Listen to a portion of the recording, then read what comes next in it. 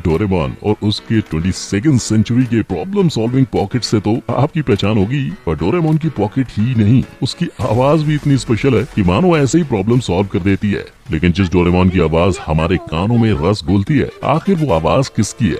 Well, ये जानने से पहले बात करते हैं ऐश केचम के क्यूट से साथी पिकाचू की, जिसे ऐश आज तक पोक बॉल में डाल नहीं पाया। पर क्या आप जानते हैं, इस क्यूट और नकचढ़े से पिकाचू को आवाज देने वाला कोई बंदा नहीं, बल्कि एक मोहतरमा है,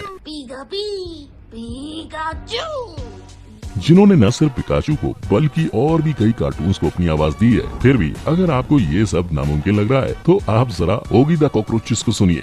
आज का दिन है बड़ा सुहाना। सुबह सुबह स्विमिंग करने का मजा ही कुछ और है। बॉय, तोड़ दूंगा, फोड़ दूंगा। मतलब इसकी डबिंग साक्षात बॉलीवुड एक्टर्स ने की है। ना ना ना ना, निहायत ही गलत सोच रहे हैं आप, क्योंकि ये काम मल्टीपल स्टार्स का नहीं बल्कि वन मैन आर्मी का है। और ऐसे ही कई और कार्टून्स के पीछे आवाज देने वाले शख्सियतों के बारे में हम आज जानेंगे in our today's video title, people behind famous cartoons voice. Number 1, Doraemon.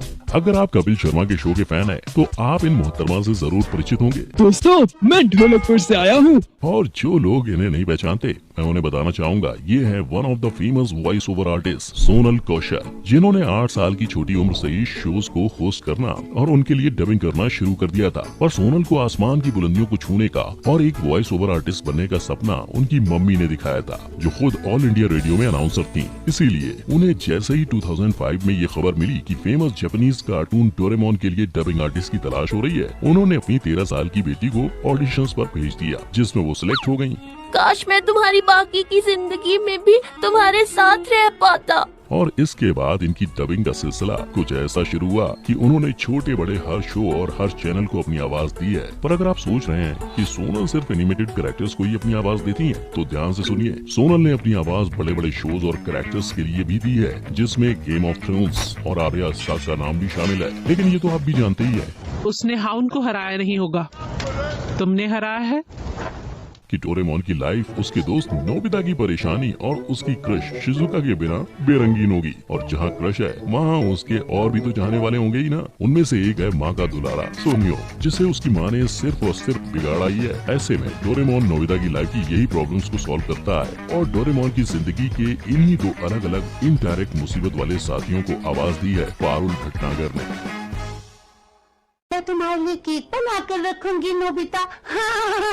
मेरा प्यारा बेटा सोनियो, जिनका बचपन से ही म्यूजिकल बैकग्राउंड रहा है, और अपने इसी बैकग्राउंड का फायदा उठाते हुए पारुल ने डबिंग आर्टिस्ट बनने का डिसीजन लिया था। लेकिन अगर हम सुनियो की मम्मी की आवाज को जान ही रहे हैं, तो सुनियो को भला कैसे पीछे छोड़ सकते हैं। आखिर इसी बिगड़े बच्चे की बात पूरे डोरेमोन कार्टून में होती है। तो उस सुनियो को आवाज दी है वजाहत हुसैन ने, जिन्होंने कम उम्र से ही डबिंग करना शुरू कर दिया था, जिसके बाद उनकी किस्मत का दरवाजा खुला और उन्हें पॉपुलर कार्टून के पॉपुलर कैरेक्टर्स में से एक सोनियो की आवाज को डब करने का मौका मिला।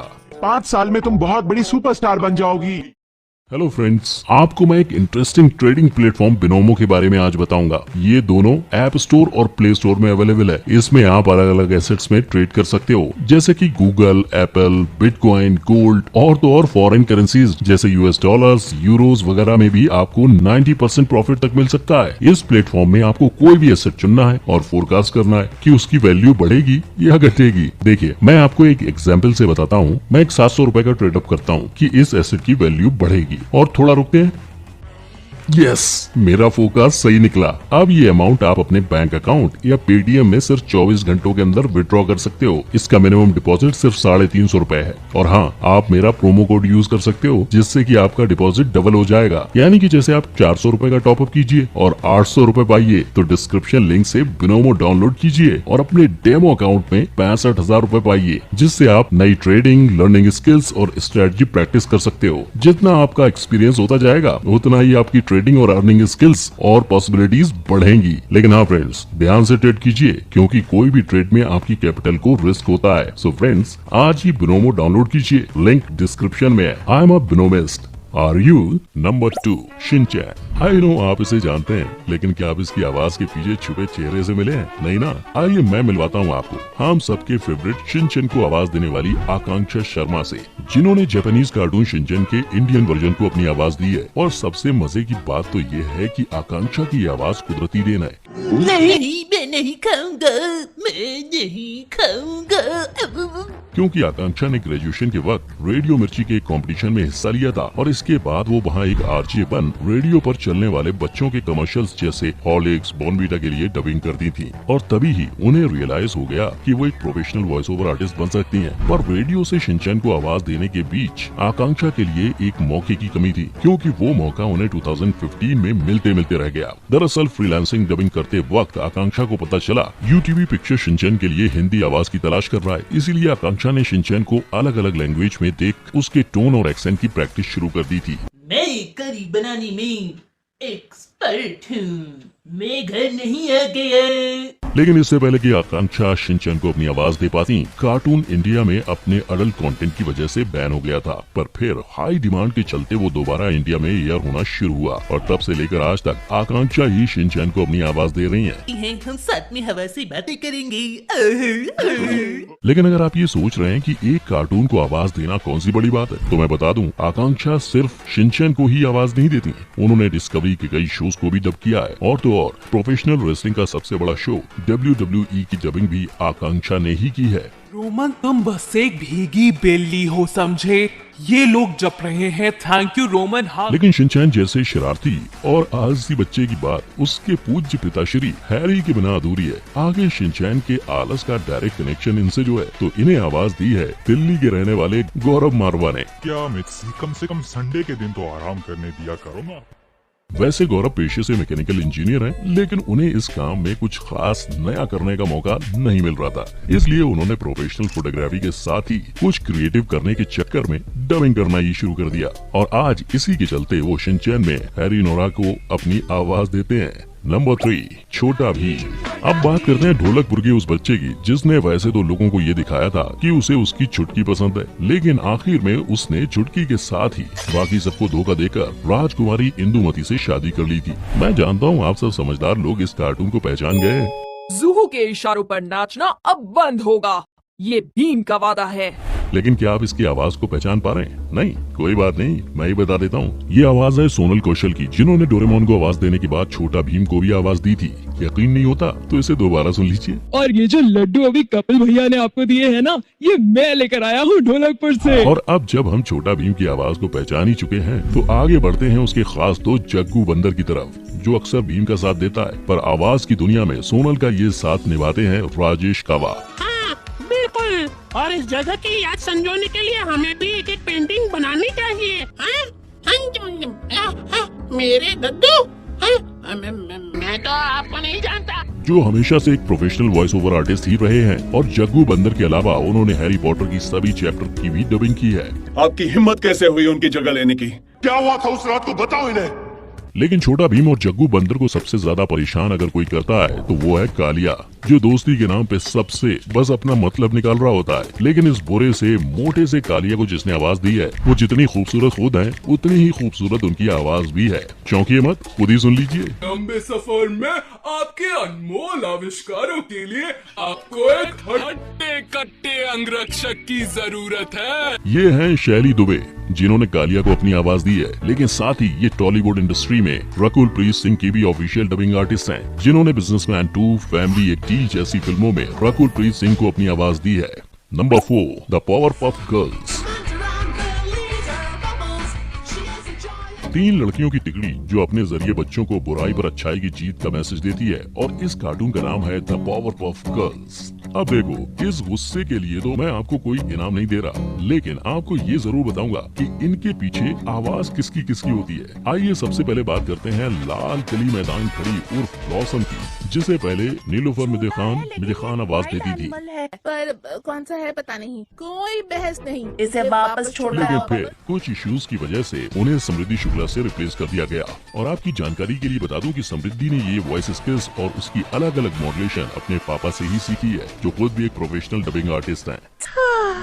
बस बटरकप नहीं है, जॉन खतरनाक ब्रेड से अकेले लड़ रही है ताकि हम बचकर निकल सके। वो सच में बहुत हालांकि वैसे तो समृद्धि ने 11 साल की उम्र से ही डबिंग करना शुरू कर दिया था और उन्होंने सबसे पहले डोरेमोन को अपनी आवाज दी थी, लेकिन फिर सोनल कौशल जो पहले डोरेमोन को आवाज देती थी, उनकी वापसी के बाद समृद्धि का ये काम रुक गया था और आखिर में उन्हें द पावरपफ गर्ल्स में अपनी पहचान वापस पाने का मौका मिला था। हाँ, ये बात और है कि कई दफा सुनने के बाद भी आप समृद्धि और नीलूफर की आवाज में फर्क को शायद ही समझ पाएंगे।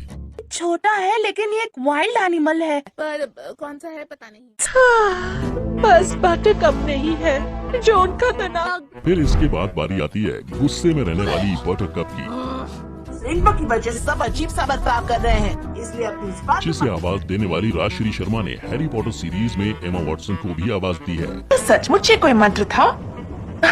वैसे कुछ असर तो नहीं हुआ है और ना? आखिर में बारी आती है क्यूटेस्ट एंड स्वीटेस्ट बबल की, जिसे आवाज देने वाली वही है जिन्होंने कभी समृद्धि को रिप्लेस किया था। अरे भाई, बड़े भुलक्कड़ हैं आप। मैं बात कर रहा हूँ सोनल कौशल की, जिन्होंने हमारी बबल को अपनी आवाज दी है। बता तुम्हें मजा आने लगे, तुम आर्ट क्लब ज्वाइन करके आर्टिस्ट। ऐसे तो सोनल डबिंग इंडस्ट्री में पहले से ही काफी फेमस थी, वो इतनी स्वादिष्ट है कि उसे देखकर लेकिन द कपिल शर्मा शो में आने के बाद आज लोग उनके नाम के साथ साथ उनके काम को भी जानते हैं। मैं ढोलकपुर से आया हूँ और ये जो लड्डू अभी कपिल भैया ने आपको दिए हैं ना, ये मैं लेकर आया हूँ ढोलकपुर से। और आपकी जानकारी में थोड़ी सी जानकारी ऐड करते हुए मैं आपको ये भी बताना चाहूंगा कि ये वही सोनल है जिन्होंने छोटा भीम के भीम और पोकेमोन की जान पिकाचू को भी अपनी आवाज दी है। Number 5, Oggy and the cockroaches. हम में से शायद बहुत कम लोग इस कार्टून के बारे में जानते होंगे क्योंकि ये नए जमाने का नया कार्टून है, लेकिन जानते हो इस नए जमाने के नए कार्टून में सब कुछ नया होते हुए भी पुराना है। नहीं समझे? चलिए बताता हूँ। कॉकरोचों के सारे किए कराए पर पानी फेर दिया। कैसे अभी आ गए। आवाजें सालों से दुनिया भर में मशहूर बॉलीवुड सेलिब्रिटीज की थी, तो कहीं बॉलीवुड एक्टर्स ने तो ओगी एंड द कॉकरोचेस की डबिंग नहीं की? अरे अरे रुक जाओ मेरे दिले नादान, आप लोग जैसा सोच रहे हो वैसा बिल्कुल भी नहीं है, क्योंकि इस कार्टून की डबिंग बॉलीवुड के सितारे नहीं बल्कि वॉइस ओवर आर्टिस्ट ही करते हैं। वो भी अलग अलग आर्टिस्ट नहीं बल्कि एक ही आर्टिस्ट जिसका नाम है संजय खेनी। आज का दिन है बड़ा सुहाना, ओगी बना है कॉफी का दीवाना। अच्छा है। दरअसल ओगी एंड द कॉकरोचेस में शो के इंडियन फॉर्मेट के मुताबिक हर कैरेक्टर की आवाज को देसी तड़का लगाने के लिए बॉलीवुड एक्टर्स की मिमिक्री की जाती है और इन सभी एक्टर्स को मिमिक संजय खेनी ही करते हैं। फिर चाहे आप कार्टून में आओ करने वाले शक्ति कपूर की आवाज सुने, सीधी तरह से ओगी को छोड़ दे वरना हो जाएगी तर्री, टक टिकी। या फिर 2.5 किलो के हाथ वाले सनी पाजी की, ओए तोड़ दूंगा, फोड़ दूंगा, मेरे भाई को छोड़ दे वरना तुझे कहीं का नहीं छोड़ूंगा।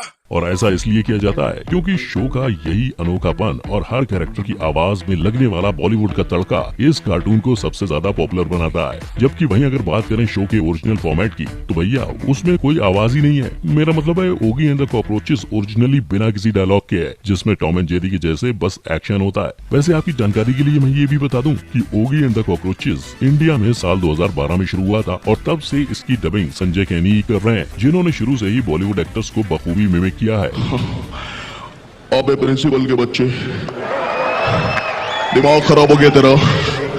अरे जूनी को पास कर दिया, रेहान को फेल कर दिया।